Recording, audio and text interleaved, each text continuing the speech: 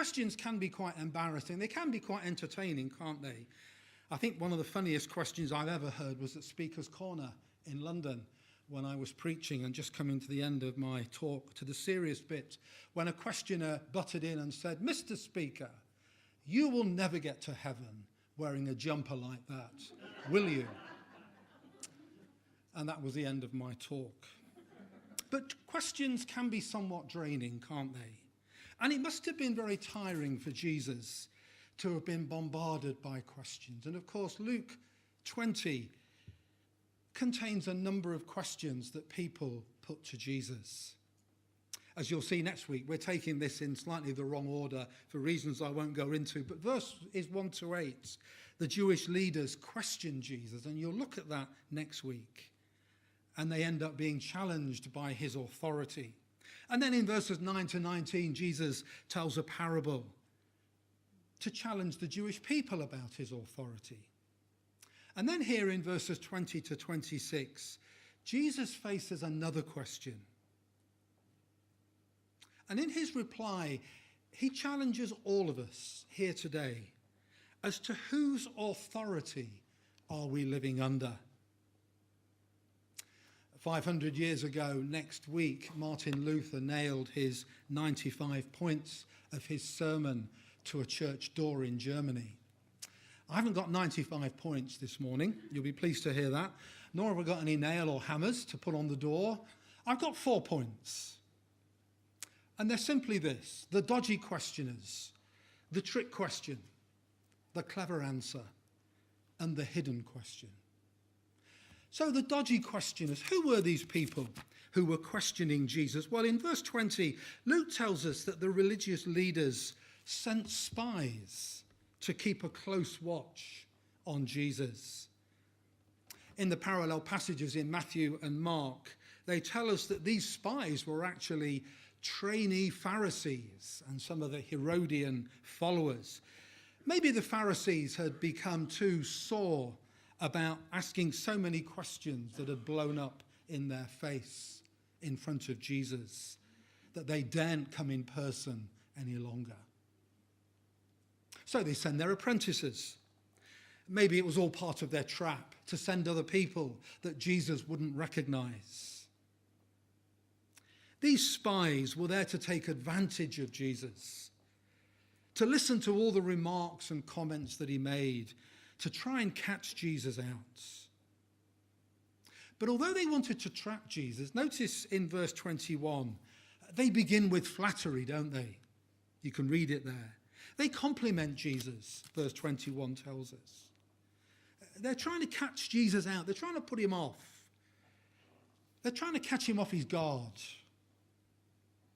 Trying to make out that they appear sincere in their questions.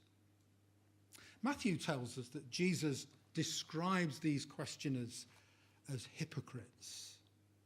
You see, let's face it, if these people really felt serious about the person of Jesus, if they really meant what they said, that he was a man who taught the way of God in accordance with the truth, then why hadn't they become his followers?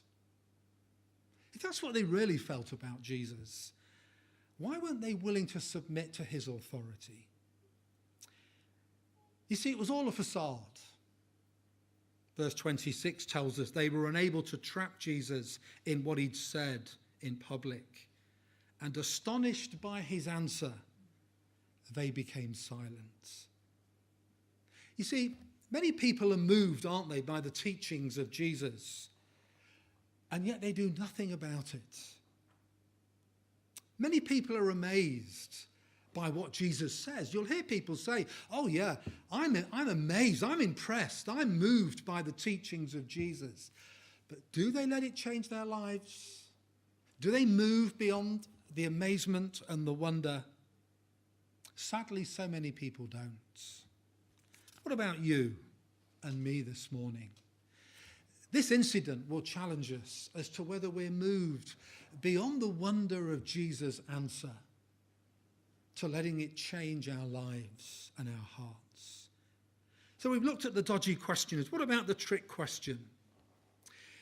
You'll see in verses 9 to 19, when you look at it in a few weeks, that Jesus told a hard-hitting parable. So it's no wonder that the Jewish leaders were out to try and trap Jesus. Notice what verse 19 says. They were looking for a way to arrest him immediately because they knew he'd spoken this parable against them. And the subject they chose in their question was one of paying taxes. Albert Einstein said this about taxes: the hardest thing in the world to understand is income tax. Now, Albert Einstein, who developed the idea of relativity, could say the hardest thing in the world to understand is income tax, then it's little wonder that Jesus faced questions about paying taxes. Notice what their question was, verse 22. Is it right to pay taxes to Caesar or not? Now, this was a real hot potato amongst the Jewish people. Paying taxes to Caesar was a bit like the poll tax that many of us may remember being introduced here in this country. It was a personal tax from Rome, from the Romans, and paid directly to Rome. It was hated by the Jews because it was a symbol that they were subject to Rome. Remember the birth of Jesus, that first Christmas time, and how Mary and Joseph had to go to to Bethlehem to be registered by the Romans? That was so the Romans knew who they could tax. It was all a question of working out where people were.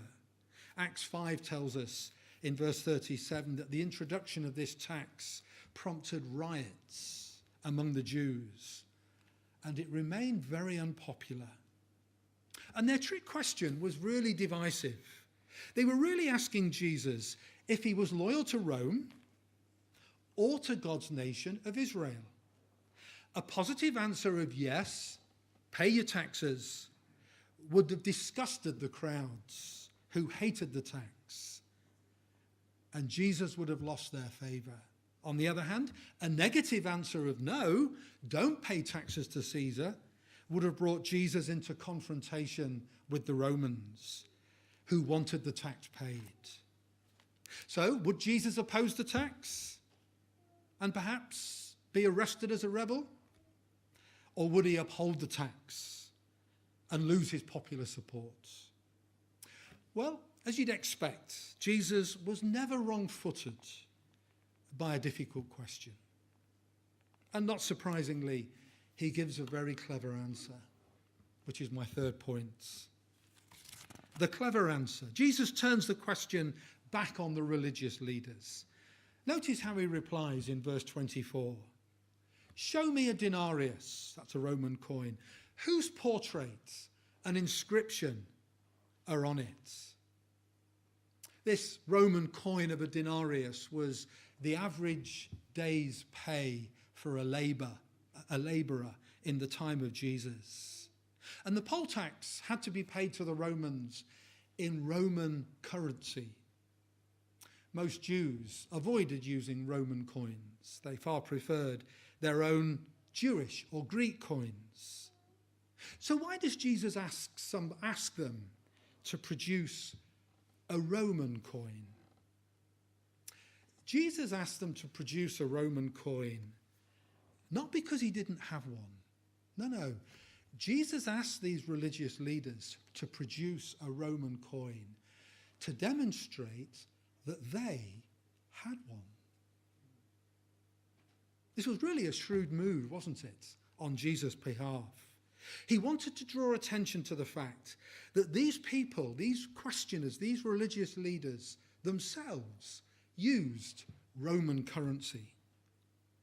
And all those who used Roman coins were considered to be Caesar's subjects and were expected to obey his laws. See what Jesus is doing here? The fact that these questioners used Roman currency meant that they'd already given silent or tacit approval to Rome. But notice what Jesus says to them in verse 24. You see, having produced this coin, what does Jesus then ask them? Whose picture or whose portrait is on the coin? What's the inscription or what's the wording around the coin? Or as the old translations put it, whose image is on this? You see, this denarius was a silver coin which had Caesar's image or picture. His head was on it with the words, Tiberius Caesar Augustus, son of divine Augustus. So Jesus asks them in verse 24, whose portraits and inscription is on the coin? And of course, the obvious answer comes back in verse 24, Caesar's. And that was just the answer that Jesus wanted to hear. You see, it allowed Jesus to make this infamous statement in verse 25, where Jesus goes on to say, give to Caesar what is Caesar's, and to God what is God's. If ever there was a brilliant answer to a question, that was it. It reminds me of the brilliant answer I heard at Hyde Park Corner once when somebody was heckling the Christian speaker. And the questioner said to him, Mr. Speaker, is it true that all the hairs of our head are numbered? Of course, the preacher replied, yes. I think you can see where this is going. The questioner then pulled one out of his head. Which number is this one? To which Trevor Knight, the Christian preacher, said, that's number 1. You keep pulling, I'll keep counting. What a clever answer to a question. It certainly shut up the heckler. But you see, the answer that Jesus gave here was far better than that. Give to Caesar what is Caesar's, and to God what is God's. You see, this got right to the heart of the problem, didn't it? The Romans gave people in their countries benefits of stable government, improved roads, a safer environment, etc. And they couldn't expect to enjoy all those benefits without contributing to the costs. It was Franklin Roosevelt, the US president, who once put it this way when he said, taxes are the dues that we pay for the privileges of membership of an organised society. We might not like that answer, but the fact that these people could produce a Roman coin showed that these religious leaders already functioned under Roman rule. It revealed their hypocrisy. It proved they already had the answer to their own question. They had these Roman coins because they were already paying their taxes to Rome. The point Jesus was making is simply this. Those who benefit from Caesar must pay for it. They were to abide by the taxes and the laws of the states. And I'm afraid so should we. We need to abide, don't we, by the taxes and laws of this country, however much we might dislike them. Indeed, the Bible urges us, doesn't it, to pray for those in government and authority over us.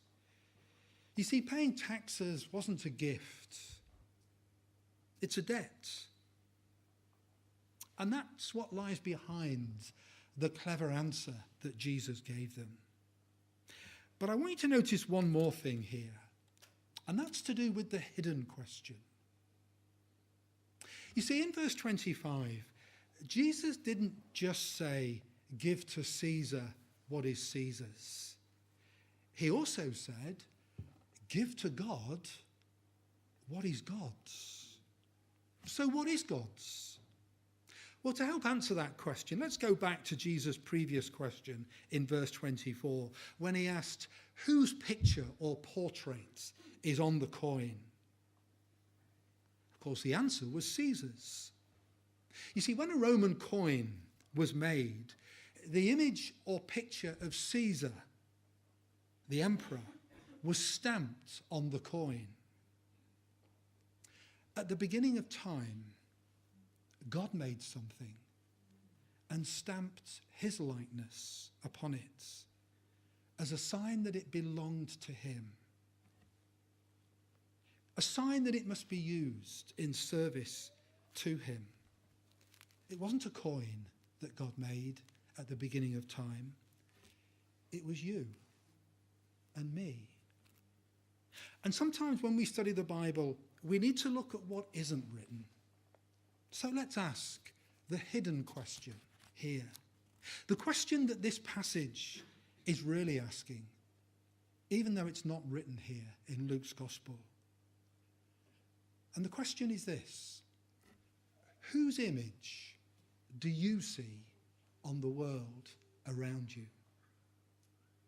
Whose handiwork do we see in the beauty of creation and in our natural worlds? Every time a newborn baby comes into this world, whose image, whose likeness do we see in that new life? Of course, the answer is God's. And the point Jesus is making here is, yes, we're to give to Caesar, we're to give to the state, to government, what is rightfully theirs. We're to give to secular powers what is rightfully theirs. But we're also to give to God that which belongs to him. You see, God created you and me in his image. It's just like a mobile phone can warp or change an image until you can't recognize the person in the photo. And you may have seen the younger generation doing that with your image and laughing at you, as my youngsters have done to me. Just like you can do that with an image and a picture on a mobile phone, the Bible tells us that sin has warped the image of God in your life and mine. And that's why God sent his perfect image, Jesus, into this world to restore the image of him in your life and mine. We need to turn to him and accept and admit our sin and our wrongdoing and ask Jesus to become our Lord and Saviour. That's how we allow the image of God to be restored in our lives, such that we take on not our own goodness, because we haven't got any, but we take on the righteousness of Jesus in our lives. And if you're a Christian here this morning, the Apostle Paul sums it up this way in 2 Corinthians 3 verse 18 when he says, all of us have had that veil removed so that we can be mirrors that brightly reflect the glory of the Lord. And as the Spirit of the Lord works in us, we become more like him and reflect his glory even more. You see, we're made in God's image.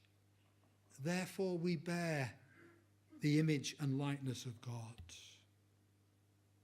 Let me put it this way. I'm sure if you've got smartphones, you've all used and seen and sent those little pictures called emojis. Yeah? They're images of people or things to send a message to somebody else.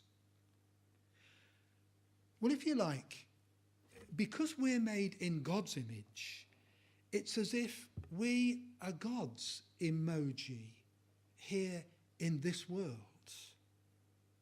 representing God in his world, so that others can see something of God through our lives. Because we're made in God's image, we should give to God what is rightfully his. We should give him our lives. He longs that we listen to us, that we listen to him, that we obey him. When we do that, it's a sign that we really belong to him. John puts it this way: the one who keeps God's commands lives in him and he in them. So Jesus shows us the perfect answer through the wisdom of God. And the whole principle here hinges on the clever way that Jesus changes the wording. Check it out in verse 22. See how his question has asked Jesus, is it right to pay taxes to Caesar? Notice in Jesus' reply in verse 25, he says, they should give to Caesar what is his and give to God what is rightfully his. Yes, we owe a debt to the state and it must be paid.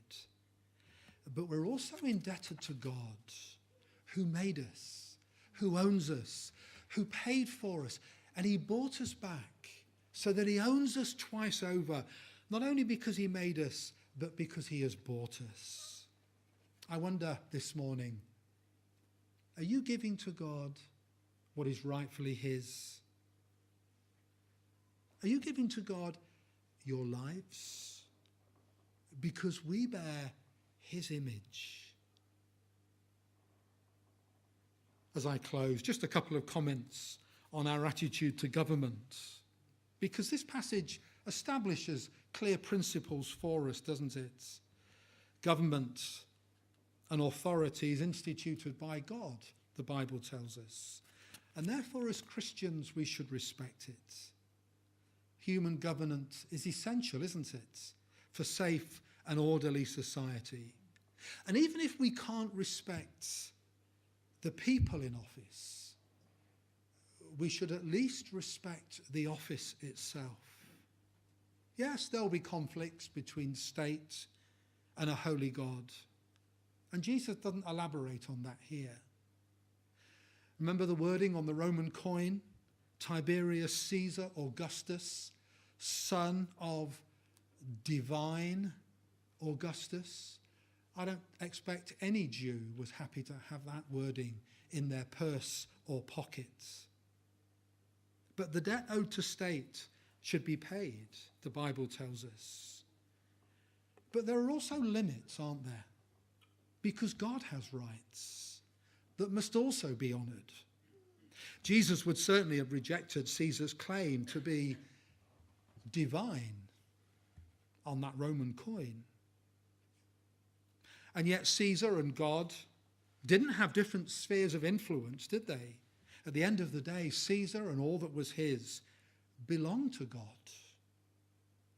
You see, whilst we have responsibilities to those in authority over us, we also have higher loyalties to the God who made us, because we bear his image. And what Jesus is saying here is that our duty to God and our duty to the state are not incompatible. We have a debt to both, and the New Testament teaches that. Check it out in Romans 13 and 1 Peter 2. This was a brilliant answer that Jesus gave. It allowed loyalty to Rome, but also stressed loyalty to God. And once again, Jesus' critics were silenced. Give to Caesar what is Caesar's, and to God what is God's. Whose image is on your life? Whose authority are you living under? In this passage, Jesus tells us that it's God's authority and God's image that is on our lives, stamped on it. I wonder if we're living our lives in submission and obedience to the God who loves us and made us. Let's not be like those here in verse 26 as this passage closes, who were unable to trap Jesus in what he'd said. Yes, they were astonished by his answer, but they did nothing about it. Let's not make the same mistake as those. Let's remember that we bear the image of Almighty God. Let's ensure that we live our lives in submission and love and obedience to him.